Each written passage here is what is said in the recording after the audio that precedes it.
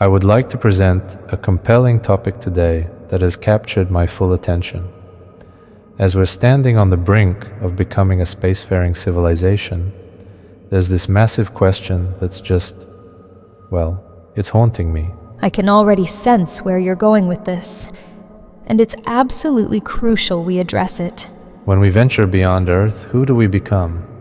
This transcends the mere planting of flags on Mars or construction of bases.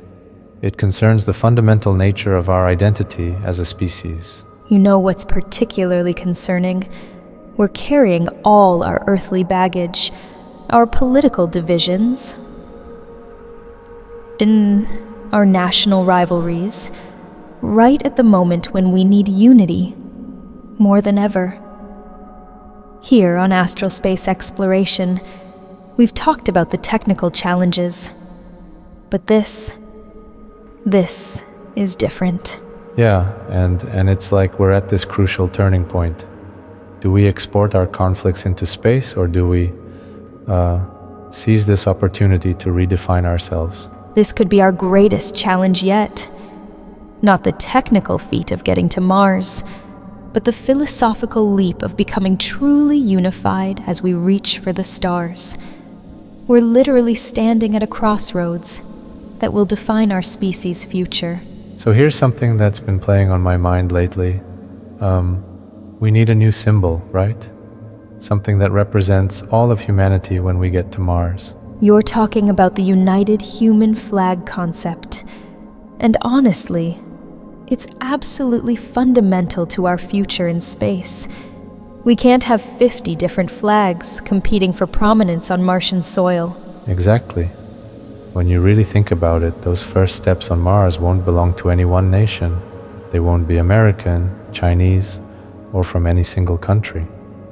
They need to be human steps, representing all of us as a species, not just as competing nations. And that's exactly the point. When we establish humanity's first settlement on Mars, the flag we plant won't just be a symbol. It will be a declaration of our collective identity, our shared vision for the future, and, perhaps most importantly, a statement about what we're choosing to leave behind. It's not just about marking territory. It's about defining the kind of civilization we want to build beyond Earth. I've been wondering though, how do we actually make this work? Because getting nations to give up their individual claims, that's going to be tough. You know what's fascinating about this? Historical precedent actually exists. The Antarctic Treaty System showed us that nations can agree to set aside territorial claims for the greater good. And Mars needs this even more desperately. Exactly. It's not just about the flag itself. It's about the larger identity we need to cultivate as we step into this new era of exploration. It's about forging a collective human identity that transcends national divisions and defines who we are as a spacefaring civilization. Exactly right. A unified human identity isn't just symbolic, it's practical. When we're millions of miles from Earth, dealing with life or death situations, we can't afford to be divided by earthly politics. The challenges of Mars won't care what country you're from. So you're saying this symbol could actually help prevent those rivalries from even starting up there? A unified symbol isn't just about optics. It sets the foundation for a cooperative, rather than competitive, presence beyond Earth. When every individual on Mars is working under a shared identity, pooling resources, and confronting the same extreme conditions, the old geopolitical divisions become obsolete. This isn't about who gets there first. It's about ensuring that once we do, we build something that represents all of humanity, not just the interests of a few. Speaking of competing nations, I've been thinking about this term I heard recently, Cosmogeopolitics. It's kind of terrifying when you really start to dig into it. This is absolutely crucial to address.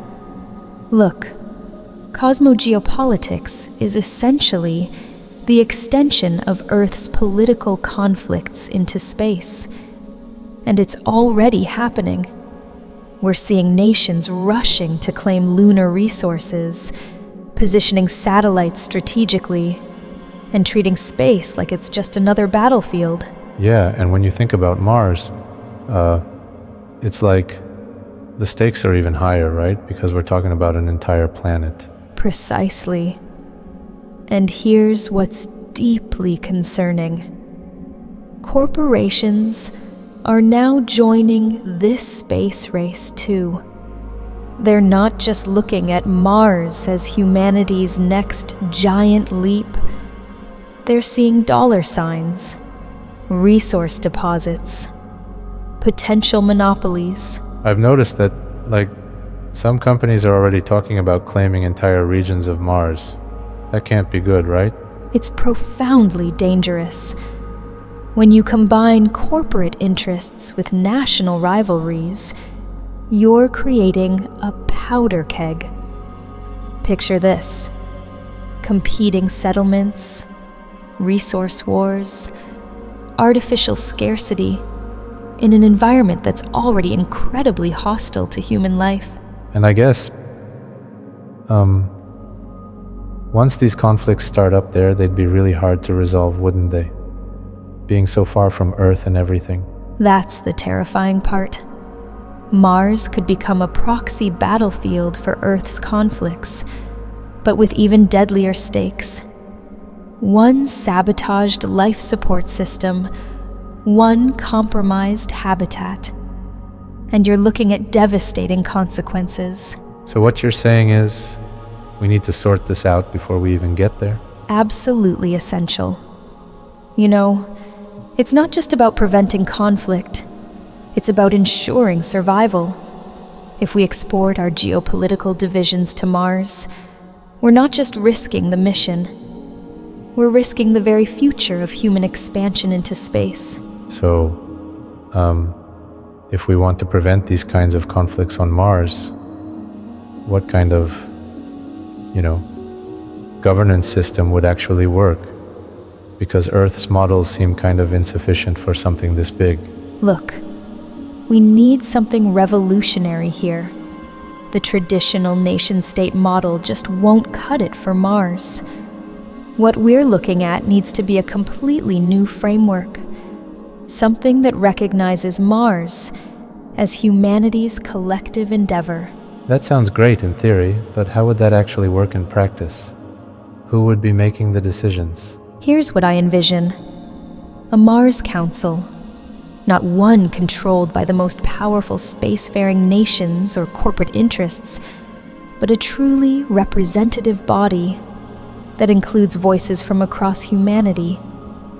This means not only nations with advanced space programs, but also developing countries, global scientific communities, and even indigenous groups.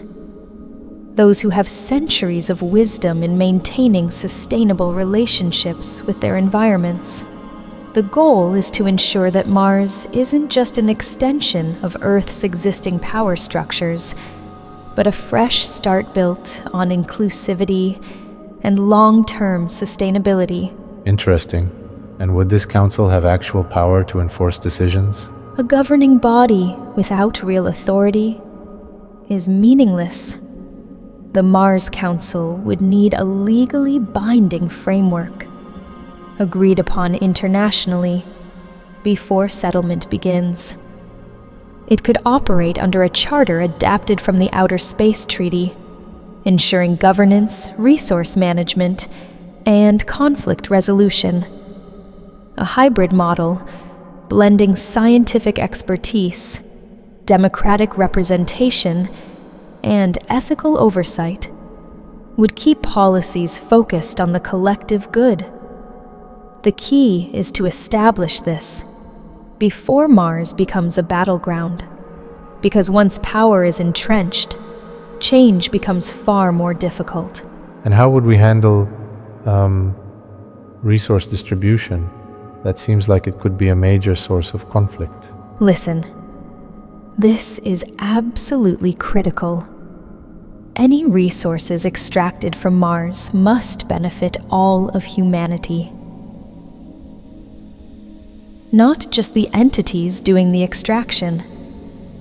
We need transparent systems, shared technologies, and most importantly, a framework that treats Mars's resources as part of humanity's common heritage. But wouldn't companies and nations resist this kind of shared approach? The thing is, they might initially resist, but we have to make it clear that this isn't optional. The alternative, competing claims, territorial disputes, resource wars, that's a path to disaster. And you know what? The first nation or company to embrace this approach could actually set the standard for all future space exploration. You know, T.A.H.I.R.A, all this talk about governance and resources really makes me wonder about something deeper. Like, what does becoming a multiplanetary species actually mean for human consciousness? That's such a crucial point. Space colonization isn't just about physical expansion. It's about a fundamental transformation of how we see ourselves as a species. When you're looking back at Earth from Mars, those national borders they completely vanish. It's almost like we need to completely rewire our collective identity, right? Exactly. When you're millions of miles from Earth, fighting to survive, those old divisions don't just seem pointless, they're dangerous. Space forces a shift, not just technologically, but mentally and spiritually. So space actually pushes us to evolve on every level? Precisely.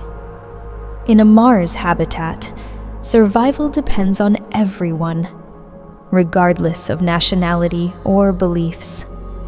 That shift in consciousness isn't optional. It's essential. And that unity has to happen before we even get to Mars, doesn't it? Absolutely. If we wait until we're already there, it might be too late. We need to cultivate a cosmic consciousness now, seeing ourselves not as separate nations, but as one spacefaring civilization. So space exploration isn't just about expanding physically, it's expanding our consciousness too. Exactly. We're at a crossroads, not just technologically, but philosophically. The choices we make now will decide whether space becomes another battleground for old rivalries, or the foundation of a unified spacefaring civilization. This is our chance to redefine humanity's future beyond Earth.